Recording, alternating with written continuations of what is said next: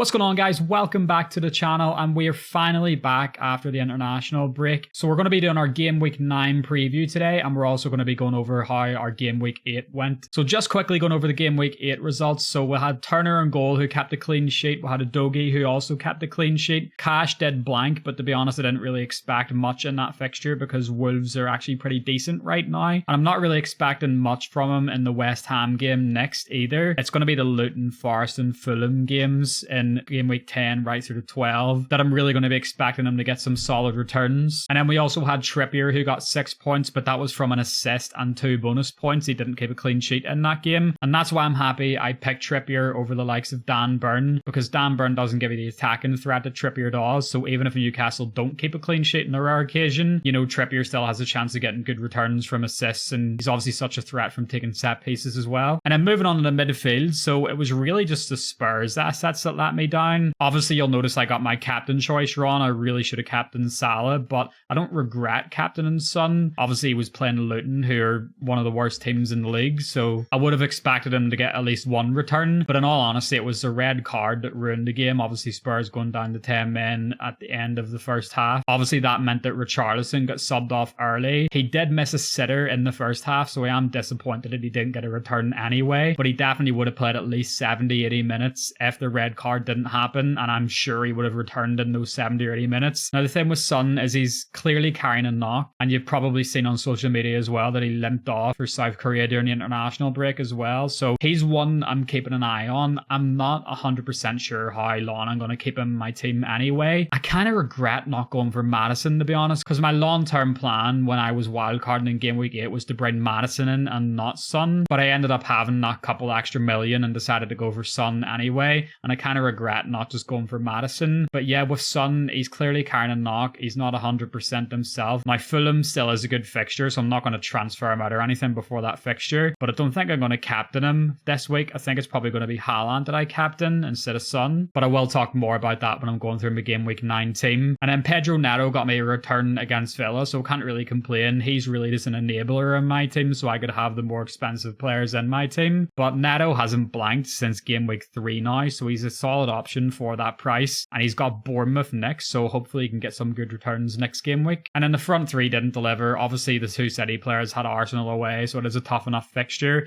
I did expect one of them to at least return, so it's kind of disappointing. One thing that did concern me regarding the City players is Alvarez being subbed early, and obviously over the international break he was away with Argentina, and they were playing that late Wednesday night game at like 3 a.m, so he might not even start the next game, to be honest, against Brighton. I'm hoping he does, or I'm hoping he comes off the bench or something, but again, I'll go through all of that once I get into my game week 9 team. And then Watkins did get a return for me, but he only got an assist, and I kind of predicted this last week when I brought Watkins in on my wild card. I wasn't wild carding him in because he got that 23 pointer against Brighton. I was wild carding him in because his fixtures are good and he's consistent. I don't expect him to go out and get another 23-point haul anytime soon, but as you can see from his results all season, he's getting returns near enough every single game. He's only had the one blank versus Liverpool, so I'm happy enough with Watkins if he's just getting an assist or a goal every game. But obviously game week 10 to game week 12, I really do expect him to step up the goal scoring. Don't expect much from him in game week 9 against West Ham because defensively they're pretty good. So yeah, it's really those game week 10 to 12 fixtures I'm targeting with Watkins. And then Haaland obviously blanked, so all the people didn't know Haaland wild cards, it actually worked out pretty well for them this week. But I have to say I can't see that being the same situation for them this week, because obviously Haaland will be playing Brighton,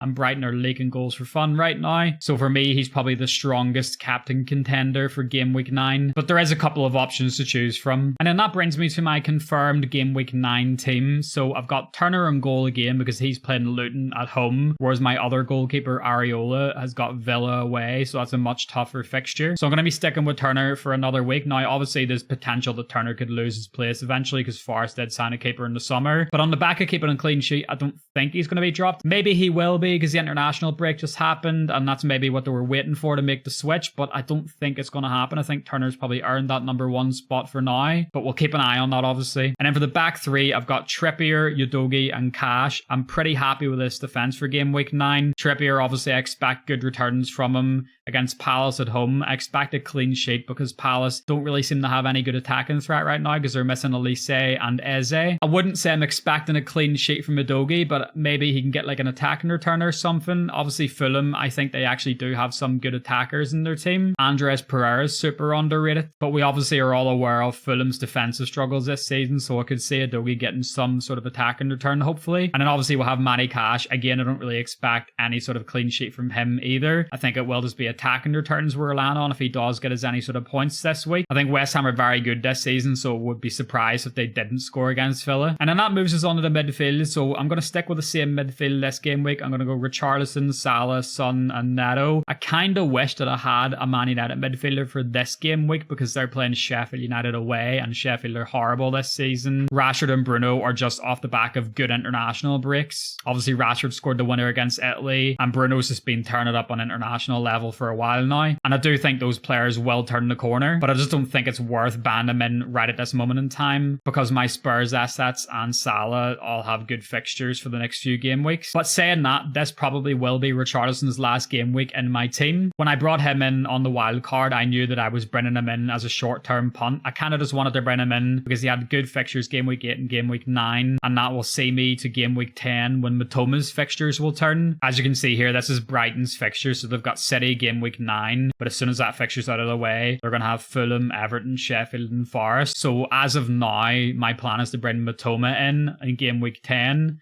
and get rid of Richarlison after this game week. And yeah, I'm hoping that Son can get some sort of return against Fulham. My concern about Son, like I mentioned earlier, is he's clearly not fully fit. And as you can see by his minutes, literally since game week 4, he's been getting subbed around the 70th minute mark. So Postecoglou's obviously aware of some sort of issue with him and he's trying to manage his game time. So if Son struggles again this week, I'm probably going to transfer him out next week as well and bring Saka back in because Saka's going to be playing Sheffield United at home next week. The only reason I ever transferred Saka out in the first place is because he was injured, but the plan was always to bring him back in. I just didn't know who that was going to be for, but it most likely will be for Son. And to be honest, after game week 9, Spurs fixtures get a little harder anyway. I know obviously they have Palace away as a 2 on the fixture difficulty rating. I think Palace away is a tough enough fixture. They're defensively good at the moment. And then Chelsea are actually pretty defensively sound at the moment as well. And then after that Chelsea game, they've got Wolves, and Wolves have actually improved recently as well. They got that result against City recently too. And then after that, they've got Villa, City, West Ham, Newcastle all on the spin. So to be honest, the latest I would hold my Spurs players to is game week 12. Then I would 100% be transferring them out after that. But I might transfer them earlier than that. It might even be game week 10 I transfer them out. And then to round off the midfielders, we'll have Neto against Bournemouth, and I'm hoping that he can do some magic for me there because he's in great form right now. Bournemouth is a great fixture, so I'm hoping he can keep this return streak going because like I said earlier, he has not blanked since game week 3. And then to round off the team, the front 3, we have Watkins, Haaland and Alvarez. Now like I mentioned about Cash earlier, I'm not expecting much from the Villa assets this week because West Ham is a difficult fixture. The good thing is that Villa are at home, so they do tend to perform better at home. But yeah, like I say, West Ham are a very good team this season, defensively well organised, and it's really from game week 10 onwards that I expect more from the Villa players. But for game week 9, I'm hoping he gets a return, but I'm not expecting it. And then to round off that attack, we obviously have the City double up of Haaland and Alvarez. Like I mentioned about Alvarez, I'm kind of concerned that he might not start this game because obviously he was playing that really late kickoff during international break over in South America. So by the time he travels back and everything, he might be exhausted. And it's not like Pep doesn't have other players available where he can bench Alvarez. He has Foden, he has Grealish, he has Doku. So I would not be surprised to see Alvarez benched and then maybe come on in like the 50th, 60th minute or something. But I am hoping that we do see an Alvarez start because obviously during the season, Pep has most of the time favoured him. And then my captain as of now is Erling Haaland against Brighton. Like I said earlier, the reason for that is because Brighton are leaking goals right now.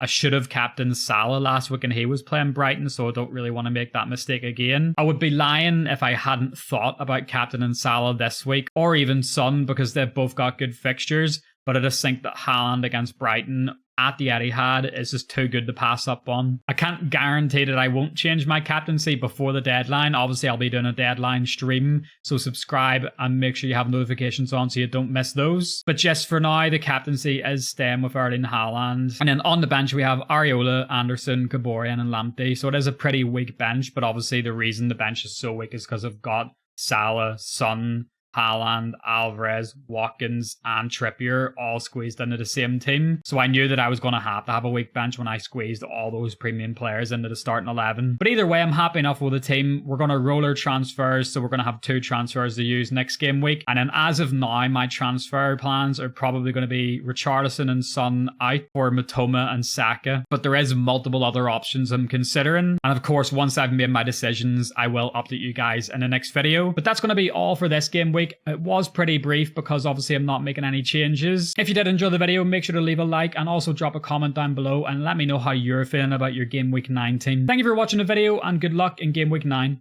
Peace.